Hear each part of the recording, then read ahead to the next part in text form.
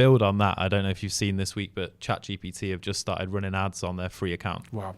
So now if you're using ChatGPT, you can be advertised That's a game changer. So everything that you put in there Yeah. is obviously Google is obsolete in that sense. And well. even though as someone who uses AI tools and all the different AI tools every single day, probably 6 or 7 hours a day really, Google's AI tools are really, really good. But because they weren't first, you know, do you remember when the Google tools came out? Everyone was going, oh, they're rubbish. They had a really bad launch. There was like lots of bad feedback about their tools, and they were getting called out as being woke, and all of this crazy stuff was going on.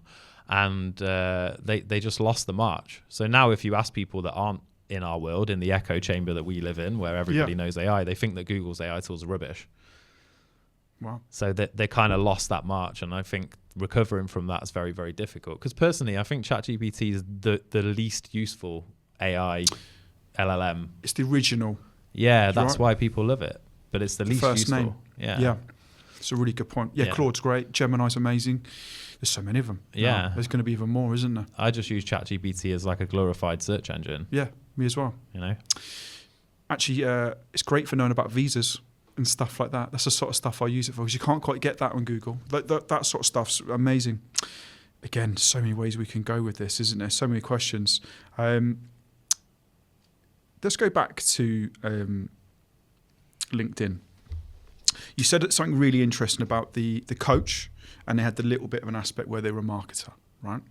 Coach and marketers are two very different people, type A and type B, extrovert, introvert, Wolf of Wall Street, Coach Carter, right?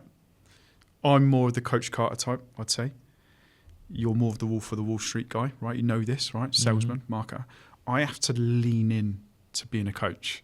I have to wear multiple hats, right? To go to somewhere uncomfortable where I'm not keen.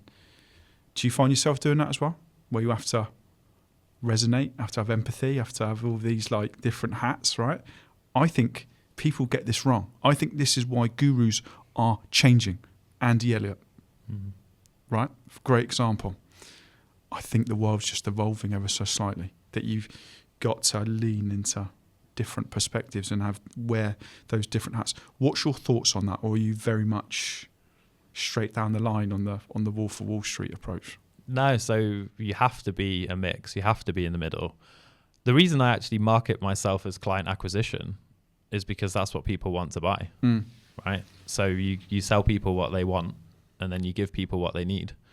Generally speaking, the reason people don't succeed is because of a mindset issue or a belief issue. Yeah. And that's what I end up spending most of my time doing on one-to-one coaching. I think it's the number one. Yeah, it's why are they showing up that way? Why can't they turn up every day and do the thing they're supposed to do? And you can give someone the best tactics, the best strategy. Absolutely. But if they don't understand their identity, then they can't do what they're doing. For example, I had a client last year who came to work with me. He'd been through one of the big coaching programs. I can't remember exactly the name of the one that he'd been through, but I think the guy who does Mind Valley, maybe. Yeah. I can't remember his name, but anyway. The guy who wears the hat. Yeah. So he'd been through that coaching program, and he had, Jay Shetty, sorry.